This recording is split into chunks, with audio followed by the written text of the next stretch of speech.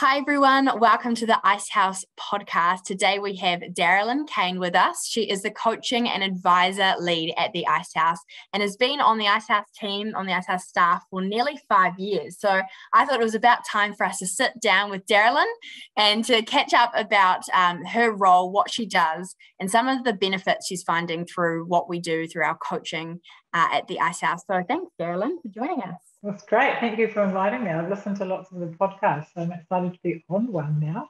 Yeah, this is it, eh? Big time. You do listen to a lot of our podcasts, and I really appreciate that. So thanks, Darilyn. You're awesome. But as you would know, being a listener, I like to kickstart the individual one-on-one podcast with some quick-fire questions. So first things first, how do you take your coffee? Or what's your coffee order? My coffee order is a trim latte with 1 sugar, and I was hugely excited to learn how to use the coffee machine in the Icehouse community space. Yes. Not that long ago when our refurb got completed, and so really keen to get back to that. But at the moment I'm buying one a day from the lovely lady up the road in the cafe. It's my little effort to keep a small business going. Nice. Good on you. That's good. Nice. And what is one book you recommend people should read over the summer? I've just recently read a great book. It's a novel, and it's called The Midnight Library by Matt Haig, spelled Haig. And it's a great sort of almost like a bit of a fable about the potential of life yet to live, and not underestimating, valuing how much your life impacts others. It's just a great, quirky read. So cool. Love that. Read it. And the other one I always say to people, more businessy, is Who Moved My Cheese, which was written in 1998 and has sold 30 million copies. And it's a brilliant, I'm sure most people have seen it, heard of it, read it, but it's such a cool revisiting of the need to rethink and rechange and review what you're doing, and a great little story that you can read in kind of an hour or something. Cool. So those are my two. Awesome. Great picks. That's great. Where is your favourite place in the world? I have to say New Zealand, because I always feel incredibly grateful to have won the life lottery. That meant I'm a New Zealander. But the other that I just love Southern Africa, and so in the last 2 years ago, have had a couple of trips there relatively recently, and very keen to be able to get back to that when we can travel again. Yeah, totally. Bring that on. That's awesome. When you're not working, how do you like to spend your time? What are some of your hobbies? I'm a bit of I'm kind of an outdoors person, but a lazy outdoors person. So I do quite a lot of nowadays walking. Used to be running, but getting too old.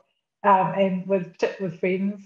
And also we've got a yacht share. My husband's a big sailor, so I'm more of a gin and tonic sailor. I like the bit where we anchor up in the evening and look at what all the other people are doing. But yeah, so a bit of that. And I'm also a bit of a nerd. I like to read and listen to podcasts, and I've developed a jigsaw puzzle habit. Yeah. Which many people in the office and now. Yeah. That's awesome. No, it's good. You keep very busy. I like that. Now I'm interested in this next one. What is your middle name? It's not very interesting. Sorry, Karen, but my middle name's Jean, and I think I was named after my dad had a sister Jean, no longer around. My mum was Jean Anne, all one word, so I don't know if that came from there, but yeah, it's pretty boring. Yeah, I don't know, bit of mixed meaning there. It's good. And the last quick fire question is, what was your first ever job? Well, my first ever job was I worked in a jean factory. So this is back in must have been the 1980s, very early, when things were still manufactured in New Zealand. It was Izona Jean Factory, which was in Target Road on the North Shore. Oh, and wow. I had a Saturday job, which was once they've sewn, I don't know if you sew, but anyone does, when you sew, there's like a thread left on the top of the stitching, and I had to clip that off all the not just me, there was a whole crew of us. And I would do that on Saturday morning. It was just one of it was so good, and I earned money, but I was fired a couple of times for talking too much. But then we'd just go back the next Saturday and they'd be happy to see us. So. It was like, now I think about it, it must have been horrendous. A group of teenage girls kind of flipping away and yakking. It's like, probably productivity torture. maybe not too high. The poor woman manager. But yeah, that was it. That was my first. And then I also had a summer job at a building society one year, which was countrywide. Some of the older people might remember countrywide. So that was my first foray into real office work. Nice. That's cool. And leads well into our first sort of key question, which is I'd love you to sort of walk us through your career to date and what you did before working at the Icehouse. Yeah, gosh, I had, I think Liz uses this phrase, squiggly lines, and I think it comes from Claudia Batten, but it definitely describes kind of my career history. So I started out I've studied accounting. I did a commerce degree at Auckland University, which was a really good choice and a really bad choice because it's a really good thing to understand conceptually, like the stuff that runs a business.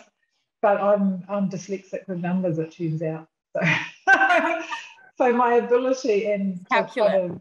it's dyscalculia it's called, I think. I literally transpose numbers all the time and have no feeling for patterns in numbers or anything like that.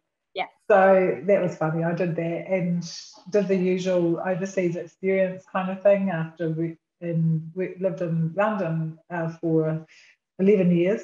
Wow. And did various kind of jobs around, starting out with accounting, and then I moved more into IT and kind of financial systems, which is probably better given my lack of ability with numbers, and ended up doing kind of I worked for a couple of consulting companies. I worked for KPMG in London for a long time with projects, which was fantastic because I got to travel around Europe for work and do lots of interesting things. Yeah.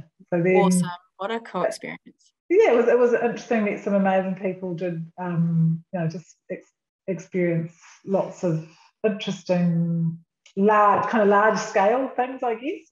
And then my last job there, I actually went to quite a small consulting firm where we tended to work with much smaller businesses, and more broadly, which was really good coming back to New Zealand because you kind of here you've got to be much more, broadly across a lot more business topics or whatever you do. You kind of there's not so many deep specialists. They're more. Yep.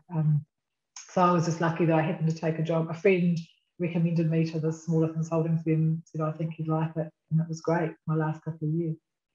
So came back to New Zealand, worked for PwC for a little bit in New Zealand for a couple of years, and then I decided I wanted to. I just had this idea of I've been doing consulting for probably 10 years, and I used to keep thinking, if I came back to this business in a year or so's time, would anything really be any different? Or would it was just this idea of how did we really affect and make change happen? Yeah. And I just got kind of more, and so I ended up looking for I thought I might do some study again. Ended up finding this amazing master's degree that was at the University of Auckland at the time, and it was run by Dale Kolb and Deb Shepherd, who many people who know the Icehouse will know. I met Chris Woods there later on, but Dale and Deb ran my course, and actually Leith Oliver, who has been involved with the Icehouse historically, but we haven't seen him for a while. He's doing other things. But yeah, so I met them and studied for a year, did a master's around organisational change. And then somehow I got connected up to, I worked executive education, which was in the part of the University of Auckland Business School that works with corporates doing training programs and developing leadership programs and things like that. And I can't quite remember how that connection happened. It was somewhere and I started working first of all part-time, then I got a full-time role there. So, and I had 10 years of that, which was amazing for me because before that I'd been a real 2-year sort of job person.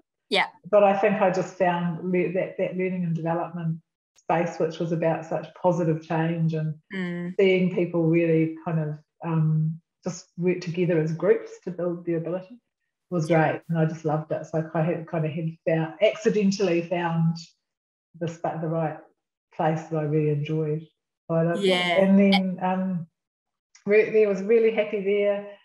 In fact, it was the hardest thing I ever did was go and tell my boss there that I was going to leave. Wow! Because I had connected with the Icehouse and met Liz Witherspoon, our CEO of Growth, and done a program. We worked on a program together that we delivered for NZ CEOs, taking them to China and the US, and working on it's called the Global Executive Program.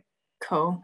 And so I had met Liz, and I knew about the Icehouse, and so this opportunity came up. They said we want to put a bit more focus on this part of our business, which is that we kind of talk about it as one-to-one. So we work with one business, whereas we have our programs that are one-to-many, in our words, which is a whole group of business owners come together and learn.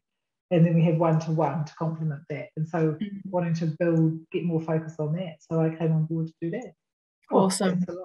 Yeah, no, it's cool. So it's was really very cool. squiggly, real squiggly lines. But just a privilege to also, it was so easy to so easy to say yes to the Icehouse role. Hard to say, I'm sorry, I'm leaving, because I loved the boss I had at that time. At the uni, I'd worked with her for a long time. She just stepped into the senior role there. It was just I would love to have kept supporting her and worked with her, but the opportunity. You don't often get the chance to kind of leap into something that's not actually the unknown, but that you think you just know that it's going to be good. Yeah, so true. And nearly been at the Icehouse for 5 years now. So yeah, the time awesome. has flown by. So, yeah. And really cool because, Auckland Uni and the Icehouse do have a really great partnership. Yeah. And so you sort of, still feel like you're doing things hand in hand in some ways, especially working with, you Deb and Darilyn and Chris and all that. Yeah. So that's really cool. So from your perspective, Darilyn, what's your favourite part of what you do, and what's the most challenging part of what you do? Yeah.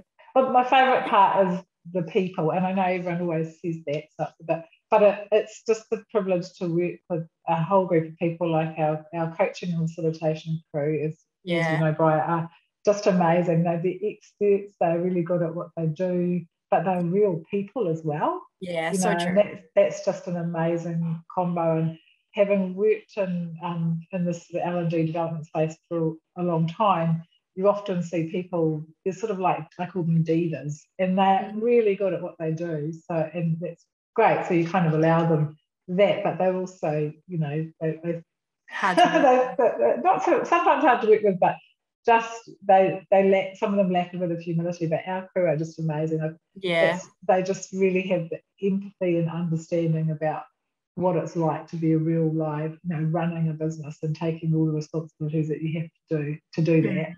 And understand that, but also know what it's like to work in larger, more complex organisations as well. And it's just every time, I'm having a bad day or grumpy, and someone will put in the coaching team will call me and I'll have a chat, and it's just like, hang up the phone. In my currently shared office with my husband, I hang up and go, I love him, he's great.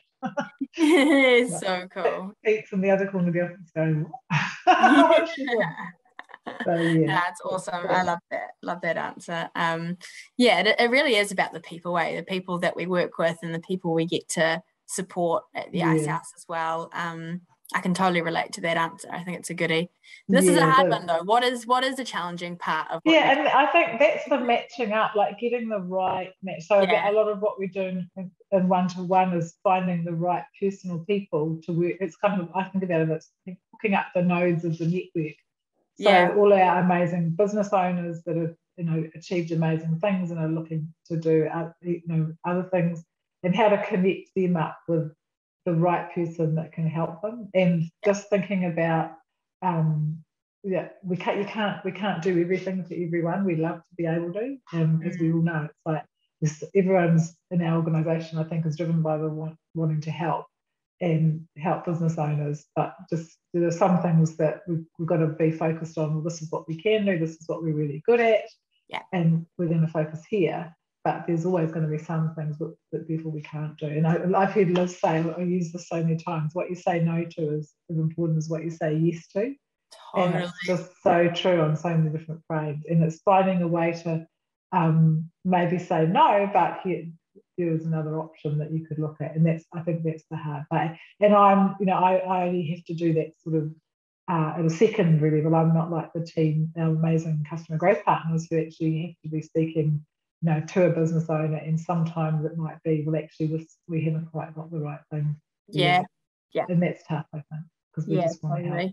Yeah, exactly. Yeah, but you're so right. Like a yes, like your yes is actually a no somewhere else in terms of that's right. what you've got time for as a person, and what even the coach can deliver and that sort of thing. So yeah, that's a good point. Yeah. And we Nice. shouldn't be, we shouldn't be saying we can do things that we can't. It would be Yeah, really totally. bad. Yeah. And I think we're really good at not doing that. I've worked in organisation, and you often have it. It doesn't matter. You must just say yes, we can do it, and find a way afterwards. I think we're very honest and careful about what we are, what we can do well, and what others should do instead. Totally. And no sale really seems not sleazy, but you know what I mean. It doesn't seem like inauthentic. Everything that we sell and deliver, I feel like we're putting the time and effort into saying a business owner should be on a program or do some coaching, because we really do believe at our core that this is the right thing for them. Which I think makes it a very awesome place, an easy place to work and to bring our best to. Completely agree. That's cool. This is quite a cool question. You cross paths with a lot of business owners and coaches. What is a common challenge that you see owner managers facing? Yeah, I think the biggest is just thinking they have to do it alone. Yeah. And we know that and we see in programs how well people bond and how much they get out of other owners. But and I get it, because the buck does stop with you. When you own the business, people are relying on you, looking to you to make decisions. And I think sometimes you're just in a space where you kind of go, it doesn't occur to you that actually someone might be able to help me. I could ask for some help. There might be someone out there. And I think that's one of the, and the other kind of not the flip it, but is not realizing how much they actually have achieved.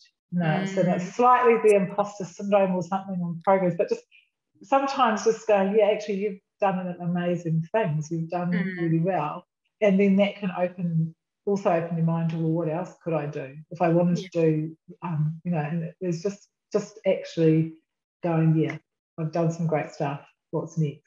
I think is another challenge.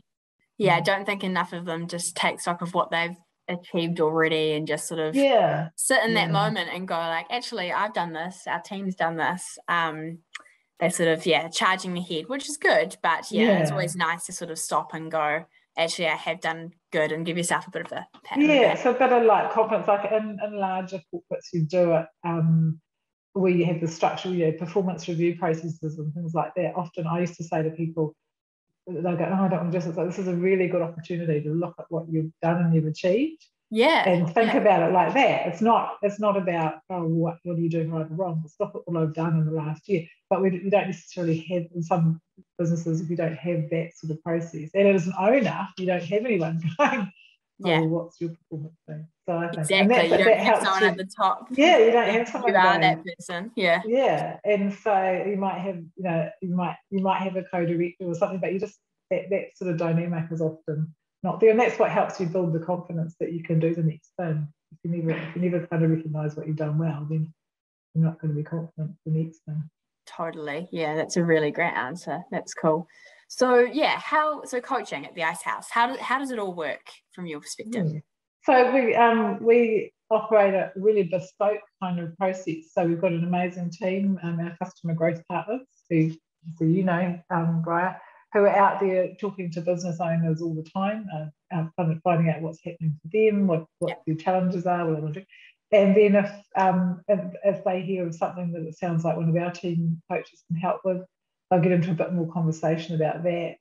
And then they'll look at who we've got in our amazing pool of coaches and suggest one or two probably to see if they can work with that business. And they'll look at the coach's experience, what kind of business industry-wise, but the sort of business functions and things like that they've got experience in, and also just the personalities and what they're like. So we're fortunate to have a close team, and although we've got quite a few in our network, we all know each other pretty well. So there's a real personal approach and bespoke approach about what's right for our business. And then we set it up, and we set up some parameters and agree some objectives, and put that into place, and recognising that as time goes on, things might evolve. We have flexibility. So if you need to change what you're doing, how frequently you meet, the format, even what you're focusing on as a coach works with a business owner to figure out actually what are the critical things I want to be focusing on. That might change over time. And then we sometimes even get to the point where we've got someone who's expert in another area, and it might be time to hand over and say, actually, now you've got to work on this part of your business. There's someone in our network who can do that for you, and they've got the right skills as well. So it's really an ongoing, we want to be helping as long as that business owner needs it. And if and then we look for what helps them. And sometimes that they might achieve what they're looking to do. So we might, they might have a bit of a break, do something else. But we get people coming back. We have an amazing amount of repeat business, which is not about doing the same thing over and over again. It's about, well, what's the next thing? I've built my ability to do this. What's the next thing I want to work on as well? Yeah, that's cool. That's really great. Do you find that sometimes a discovery call or something along those lines is a good idea for the person to meet the coach? The coach will so you'll meet a customer growth partner. They would connect you up, suggest a few options. You can kind of have a look at their profile, and then the coach will spend some time chatting, either on the phone or in person, depending on what's happening in our world. And then it's up to you. There's no obligation either way. So that as a business owner, you can think about, does this feel like the right person? Do they have skills that would help me? And you can say no. So actually, this isn't quite what I'm doing. It's a process of working out, what are you looking for, and who can help you with it the most. And we just walk you through that process until you find the right person. Yeah, it's great. That's cool. So what are the benefits of coaching? I can think of a few. There's many benefits. I'd love to hear from you. I think of it a bit as like, most people have one kind of person in their personal life. They're the ones who are going to, you really value their opinion. Yeah. And you're going to go to them if you've got some kind of challenge or a problem. They'll listen to you, but they'll tell it like it is. They're not going to pull any punches. And they'll also have your back, when you really need it. Yeah. So, and that's the kind of relationship. It's like an advisor, a sounding board. Sometimes then it'll be because you want help to do something specific. I've got this target, I want to do it. Can you help me figure out how to get there? And that's a specific challenge. But it also might just be helping you to figure out, where do I want to be? Where do I want to get to? I'm here, I'm doing okay, but I think I could do better. How do I figure out if I could do better? How do I even figure out what better looks like? And it's that, just having that kind of concept. As a person who gets to know you and your business as well. And I think it becomes a personal relationship, but there's that objectivity, bringing that in and just having someone who knows about your world, knows a lot about where you might want to be able to get to and how to help you get there.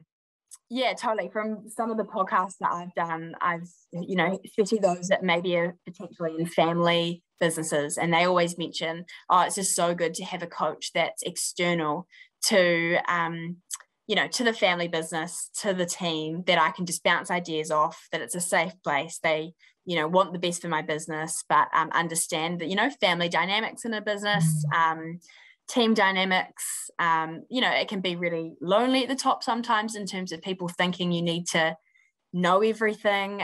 So to have someone that's in your corner, like you said, and just back you and direct you and just be a safe place for business owners to chat with is just gold, eh? And that family can be quite interesting, because we have a few that are siblings in business together and multi-generational, and there's quite a few challenges in those dynamics.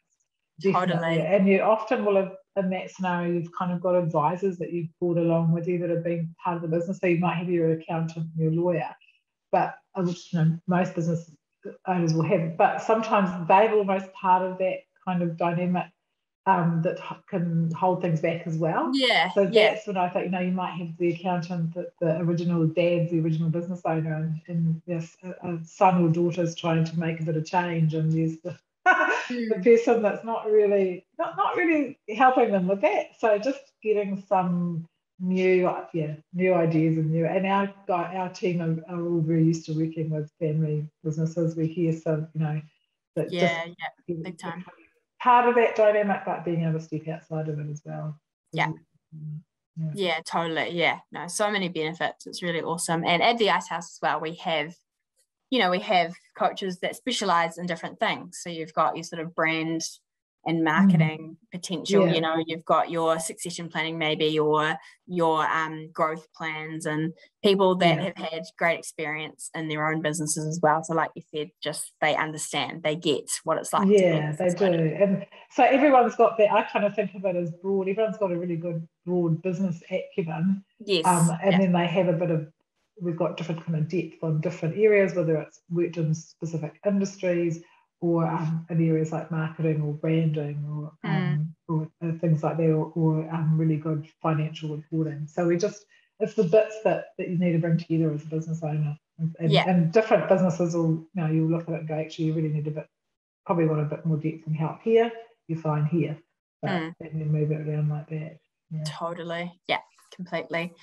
Awesome. What is one standout coaching story or relationship that has just sort of stuck with you? That's interesting. There's a couple of different frames, but one thing I'll say is I won't be too specific because of confidentiality. Totally. Yeah. And so I guess in the last couple of years, the long-term ones, we've got several that actually work with coaches, and we call it, but they set up an advisory board. So it's really someone that is a bit of a disciplined decision-making process that happens regularly. Usually it's monthly, but it could be quarterly. We've got something like that.